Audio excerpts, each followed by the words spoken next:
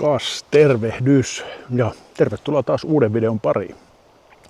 Nyt ollaankin taas jälleen kerran vähän niin kuin uuden äärellä totaalisesti. Snadipohjustus heti tähän alkuun. Eli kyseessähän nyt on taas niin kuin telttavideo. Ja mä julkaisin tosta Big Agnesista videon. Ja mä sain teiltä ihan loistavia kommentteja siihen ja niihin olen reagoinut aika nopealla aikataululla. Eli varoiteltiin vähän, että ei ehkä kannata lähteä Islantiin sinne kovin tuuliin tuommoisen ultralight-teltan kanssa ja olette aivan oikeassa, ei kannata. Ja lähdin etsimään uutta telttaa ja partioaitan chattiin laitoin sitten viestiä siellä, että on tämmöiselle retkelle lähdössä, että mitäs telttaa sieltä suositeltaisiin, mahdollisimman kevyttä, mutta tuulen kestävää. Ja sieltä mulle suositeltiin Fjällrävenin Abiskoon.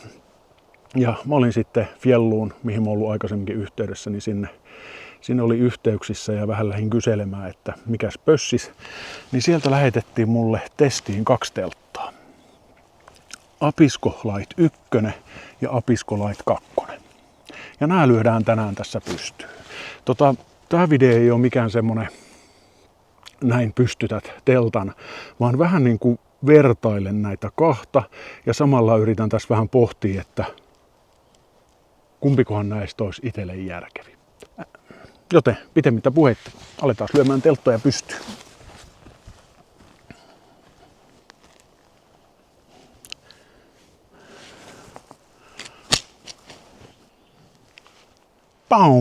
Wow. Näin. Siinä meillä olisi teltat pystyssä.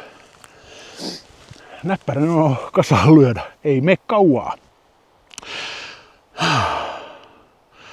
Fjällrävenin Abisko-laitteja on 3 eri kokoa. On tää Abisko Light 1, tää ruskea, ja tää painaa 1650 grammaa. Ja tää on niin 1 hengen teltta ja 1 kaaren teltta.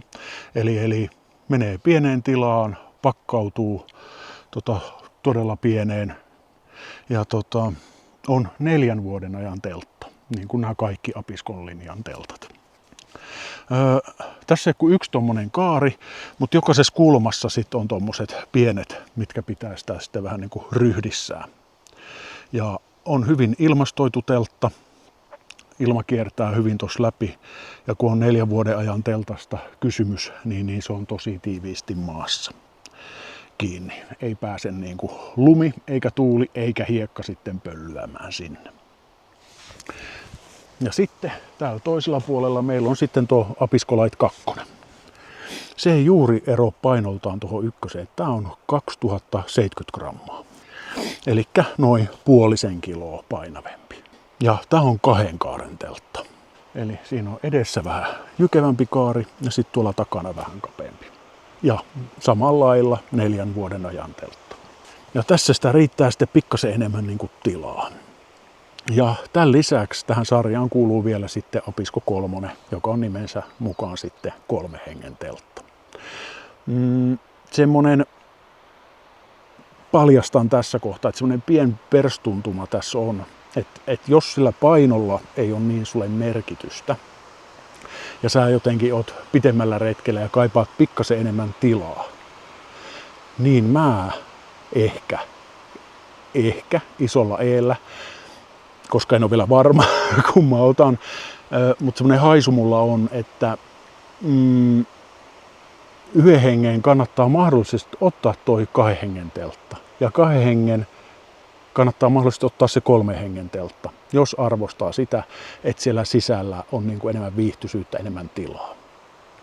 Koska se painoero ei ole niin hirveä siinä. Varsinkin sit, jos sä liikut kaverin kanssa, niin voitte vähän jakaa sitä teltan painoa. Näiden telttojen kanssa suositellaan myös käytettäväksi sitä footprinttiä alusteltaa, mutta toi on tosi jämäkkää toi alukangas verrattuna ainakin sinne ultralight-maailmaan, niin mä en kyllä semmoista ota mukaan, mutta sitä suositellaan. Toki se sitten pidentää teltan käyttöikää, koska se suojaa sitä pohjaa. Mutta tälle retkelle ei lähde se mukaan. No, että päästään vähän enemmän niin kuin kärryille tähän hommaan, niin katsotaan vähän tuonne teltan sisälle. Niin vähän hahmotetaan sitten paremmin, että miten paljon siellä on sitä tilaa tai miten vähän. Joten aloitetaan tuosta Light 1. Tervetuloa telttailemaan.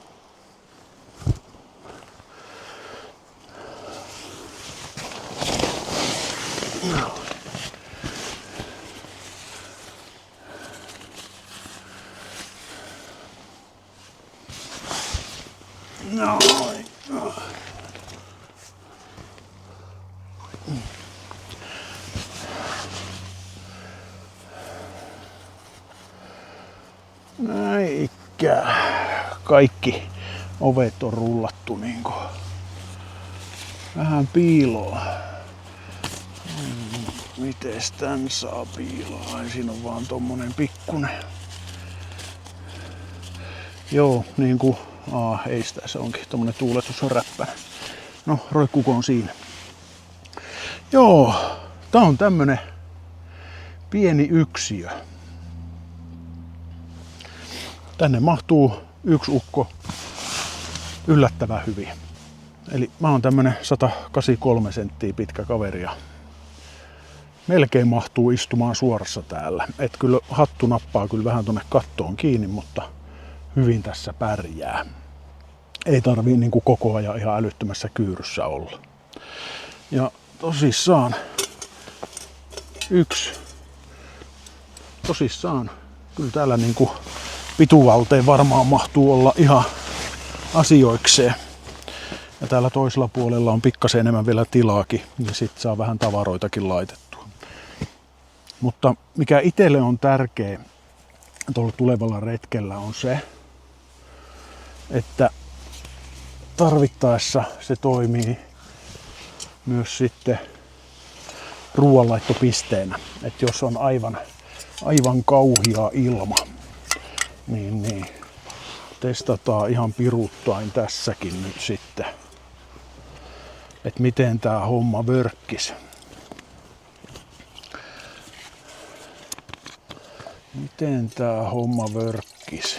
Keitetään pientilkka vettä tässä höpötellessä.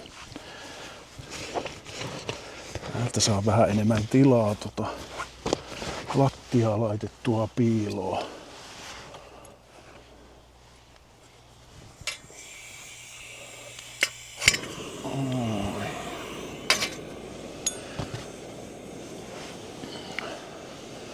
Et periaatteessa tänne mahtuu varmaan vielä vähän paremminkin piiloon.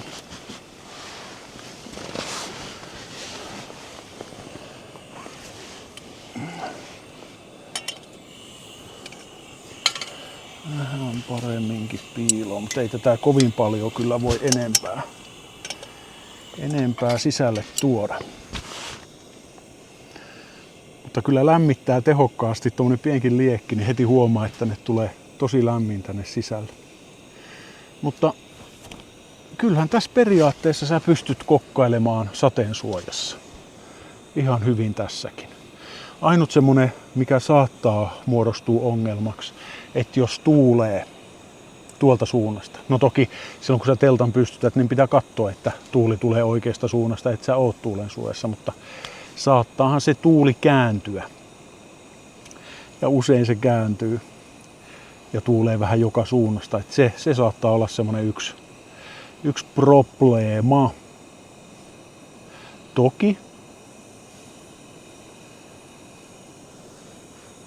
en tiedä, ei varmaan niin uskaltaisi tehdä, että toi ovi olisi kiinni. Mutta hätätilanteessa. No se lähti nopeasti kiehumaan. Mutta hätätilanteessa niin miksei?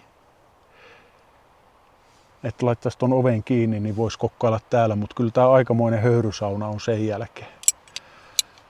Ainakin tarkenisi. Yes. No, se tuli testattua siinä. Hyvin vörkkiin. Mutta joo. Mites täällä nyt sitten näyttäisi vielä, miten täällä mahtuu pötköttelemään. Menemällä tietenkin pötköttelemään. Et aika niinku hulppeetkin tilat yhden hengen teltaksi. Et on varpailla tilaa hengittää, ja niin kuin sanoin, niin sitten täällä reunassa on pieni tavaroiden laskutila. Ettei ole ihan semmoisessa umpiossa täällä. Mutta onhan tää yksiö, ettei tässä niinku hirveitä sitten tehtäisi täällä sisällä. Toki korkeutta on sen verran, että mahtuu kirjaa lukemaan ja semmoista, mutta voisi käydä nadisti ahtaaksi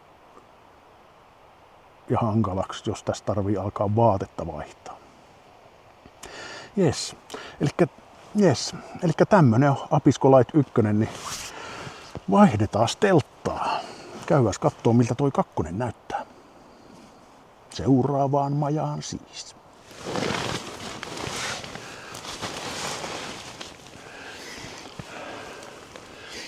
Näin. Ja tervetuloa majaan numero 2, Apisco Light 2. Tässä on aika hulppeet tilat verrattuna tuohon 1. Tässä on ihan tämmönen kunnon absidi, mihin sit mahtuu vaikka kaikki noi fillarilaukut hyvään järjestykseen, niin ei tarvii mitään kamoja jättää ulos, jos sä vaikka satut jostain laukusta tarvitsemaan jotain. Ja tilaa on. Katsotaan ensimmäiseksi nämä sisätilat. Ja täällä on kyllä hulppeasti tilaa. Et jos ei ne kamat mahdu tonne absidiin, niin täällähän on sitten tän toisi henkilön verran mulla lisää tilaa välpätä. Ja teltan sisälläkin näköjään mahtuu istumaan ihan hyvin. Jälleen kerran kyllä täällä puolessa välissä telttaa, niin lakki vähän tonne teltan kattoon ottaa kiinni, mutta ei häiritsevästi. Mutta palataan hetkeksi vielä näihin ulkotiloihin.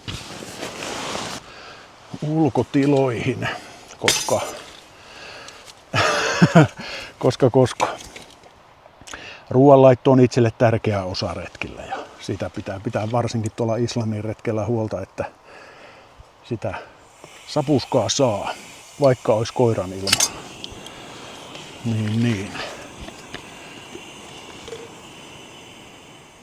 Kyllä tässäkin varovainen saa olla, ettei mitään isoja tulia pidetä.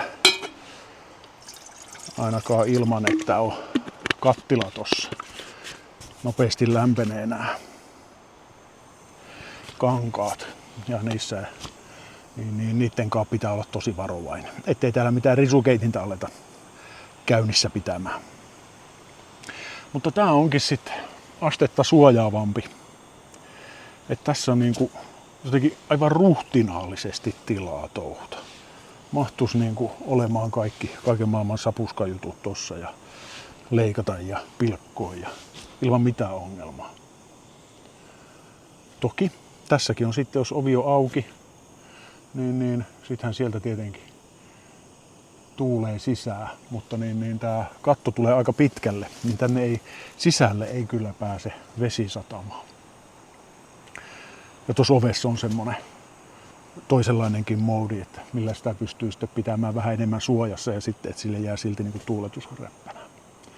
Ja tästä on kyllä mahtavaa maisemia katsella. Mutta joo, aika huikea. Mutta on mulla tässä niin kuin pohdittavaa kertakaikkisesti, että kumman teltan mä valitsen. Että mikä niin kuin on se tärkein painoarvo nyt tuolla tulevalla retkellä. 5 viikkoa Islannissa. Siihen mä ainakin nyt voin luottaa, että kumman tahansa mä näistä teltoista valitsen, niin nämä kestää tuulta. On meinaa YouTube-videot tullut katsottua, kaiken maailman tuulitestit nyt näillä. Niin nämä kestää kovaa tuulta ja nämä on helppo pystyttää kovassa tuulessa. Tai ainakin helpompi kuin kupolitelta. Niin, että mikä siinä on niinku tärkeintä? Se, että sillä on mukavaa vai se, että se on kevyt? No, te, ketkä olette mun retkiä eniten seuraillut, niin todennäköisesti tiedätte, että mennään niin kuin mukavuus edellä. Niin semmoinen perstuntuma tässä kohtaa on, että on aivan hiton mukava. Tilaava, eikä kumminkaan ole kuin se noin puoli kiloa painavempi kuin se vieressä oleva Light 1. Mutta kyllä tässä pohdittavaa on, mutta ei hirveän kauaa enää. Painutaan pihalle vähäksi aikaa. Sellaista. On tässä tosissaan vähäksi aikaa pohdittavaa, että minkälaisella vermeellä mä nyt lähden Islantia vallottaa. Mutta kummalla teltalla sä lähtisit? 1 hengen teltalla vai 2 hengen teltalla Islantia 5 viikkoa vallottamaan? Tässä ei ole enää kuin semmoinen kuukauden päivät, kun Finnair nousee siivilleen tuosta Helsinki-Vantaalta ja elämäni seikkailu alkaa. Jotta kyllä tässä ajattelin, kun hyvissä ajoin aloittaa, ettei tule kiire, mutta semmoinen pien paniikki, lähdön paniikki alkaa tulemaan, että enää ei ole kuin kuukausi aikaa. No, onhan tässä ihan hitokseen aikaa. Että kyllä mä kaiken ennätän tehdä. Ja onneksi aloitin ajoissa. Mutta lopetetaan nämä höpinät nyt tähän, koska tämä nyt oli vaan tämmöinen nopea Abisko Light 1 ja 2 telttaesittely ja vähän semmoinen fiilistely, että kummalla mä lähden.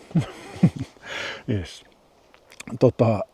Ja kummalla tahansa lähden, niin siitä tuun tekemään sitten vielä erikseen semmoisen yksityiskohtaisemman videon, eli kaikki teltan speksit, että miten se pystytetään ja mitä eri toimintoja noissa teltoissa on, koska ne on aika monipuolisia vempeleitä.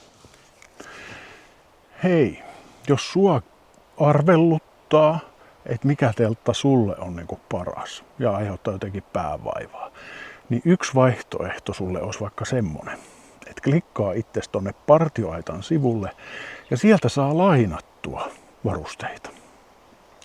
Eli jos sä haluat varmistua siitä, että vaikka kumpi näistä teltoista tai jostain muista teltoista olisi niin kuin sulle kaikkein paras, niin Partioaitasta esim. Saat lainattua retkeilyvarusteita ja telttoja. Vink vink. Hei, kiitos että katsoit tämän videon. Loistavia retken valmisteluja sinne ja palataan taas seuraavalla videolla. Se on moro. Tarvitsee alkaa purkaa näitä vermeitä pois tästä. Vaikka upea mettä onkin, niin ei tällä kertaa voi tähän yöksi jäädä. Kiirusta pukkaa.